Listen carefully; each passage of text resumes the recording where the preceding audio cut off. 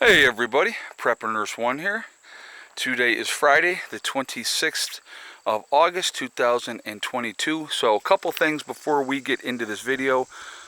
First of all, I want to remind everybody I will be live streaming tonight.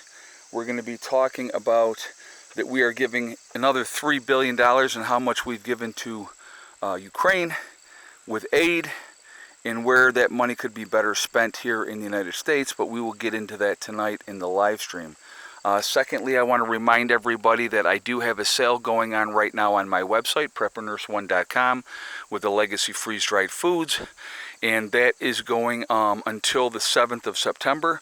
You can save 20% by using the discount code End of Summer Sale 2022.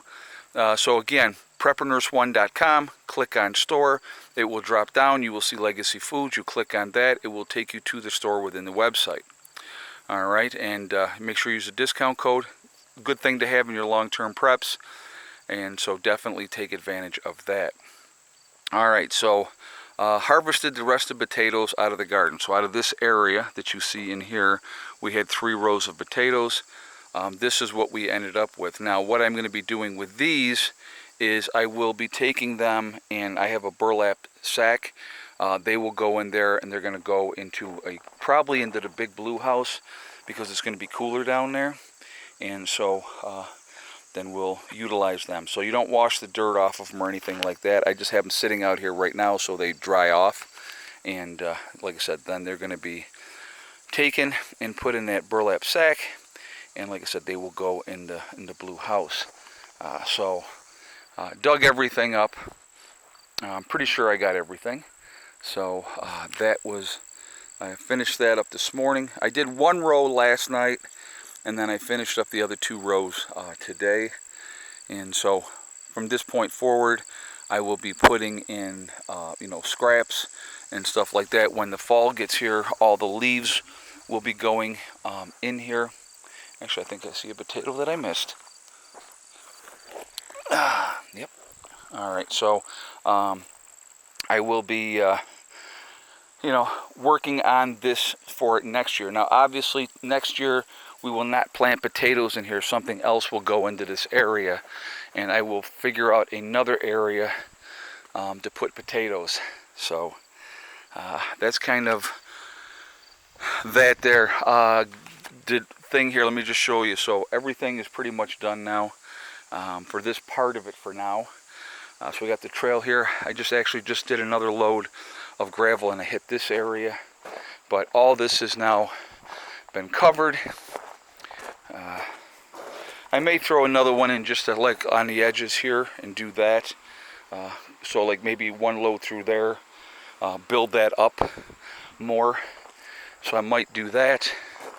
Probably is not a bad idea, because you can, I don't know if you can see, it kind of slopes. So if I threw a couple loads in here to bring that up, that might be not bad idea.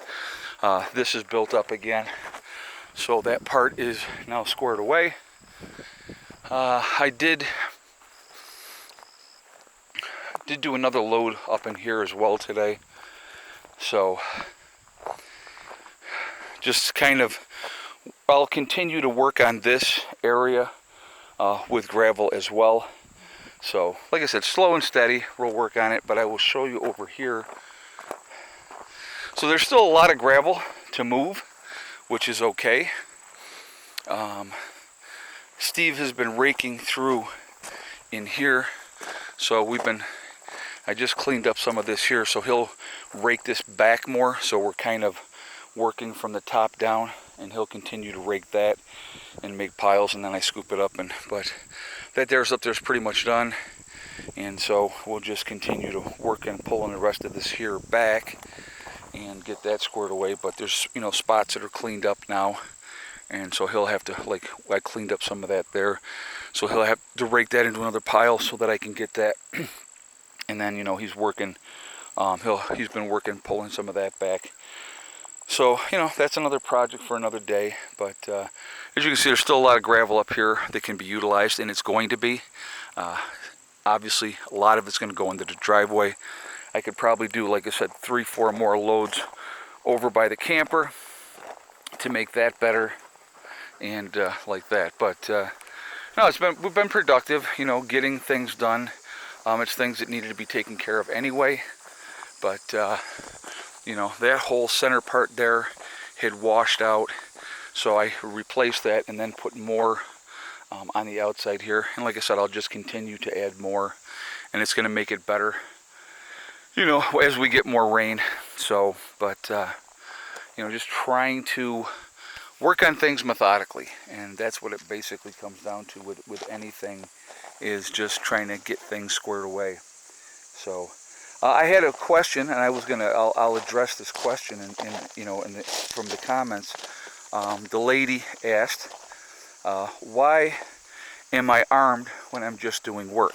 Okay, so as you can see, and I'm just going to kind of pan this around here, I'm in the middle of the woods. Okay, so there are a lot of things in the woods, from snakes to coyotes to black bear. We do have cougars down in this area as well. So there's a lot of things in those woods, and not counting Sasquatch. We won't count Sasquatch, but there's a lot of things in the woods that can kill you. So that is why I walk around here armed, because it's not like you're going to have a planned encounter. Tomorrow, I will run into a pack of coyotes. You know, you don't know.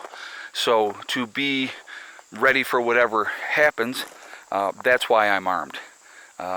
For those of you that are wondering, I am also a lefty. So it's not a reverse thing with the camera.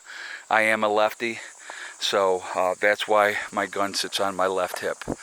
But, you know, thank goodness I am in a state where you can open or conceal carry without any issues or having to get tons of permission from your government officials, which I think is ridiculous anyway. Again, the Second Amendment states shall not be infringed. You know, when I go out in public, yes, I am armed when I go in public as well. And the reason for that is you never know when some lunatic's going to come out and try to do something. And if you are in a position to be able to defend yourself and the people around you, that's the position I want to be in. We don't really have a lot of issues down here in West Virginia because most people assume that somebody else is armed. You know, and it just makes an armed society is a polite society. Remember that. When there are people that realize that there's no repercussions for their actions, that's when they act ridiculous and stupid, and they think they can get away with anything. But if there's a possibility that that person that they're screwing with might be armed, they're going to think twice about it. That's just, you know, that's just common sense. So I do not carry a gun because I think I am a tough guy. That is not why I do it. A weapon is nothing but a tool. That's all it is. It is a tool. And it puts you in a situation where you can do something about anything. You look at the situation in the mall where that idiot that came out of the bathroom and started shooting people. It was because of an armed citizen that was ready and prepared to defend not only himself but other citizens, is why there was not more killings at that shooting. There have been other numerous instances, of course it is not promoted by the press because that does not fit the agenda, of why it is better to have people armed to be able to deal with situations. If you are armed, people will think twice. When you have a gun-free zone, that doesn't mean lunatics are going to go, oh, I can't do that there. They do whatever they want, okay? So anyway, guys, I hope that explains that. It's nothing to do with, look at me, I'm a big tough guy, any of that type of stuff. That's not what it's about at all. I can handle myself with my fist just fine, all right? But there's the other reasons why, and I hope that explains it. But anyway, I hope you guys are having a great day. I will see you all tonight in the live stream, and you know, it's like that, and we'll have a good live stream, I hope.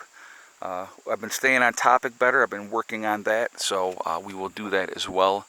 And we're going to talk about a couple other things as well, but we will definitely get into the whole Ukraine situation. All right.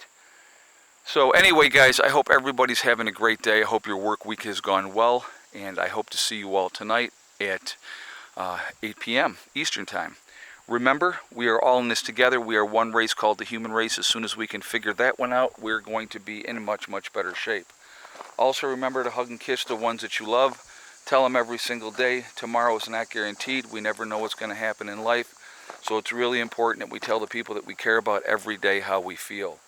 Last but not least, STD, step, thing, and day. One step at a time, one thing at a time, and one day at a time.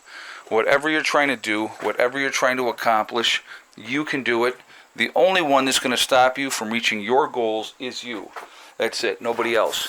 Stay positive, stay away from the negativity, and you're going to be just fine. There's my burlap sack.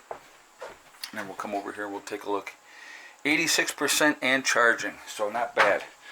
All right, guys, and we are overcast, so still charging even with it being overcast. I hope you have a great day, and I will talk to you all later. Prepper Nurse 1, out for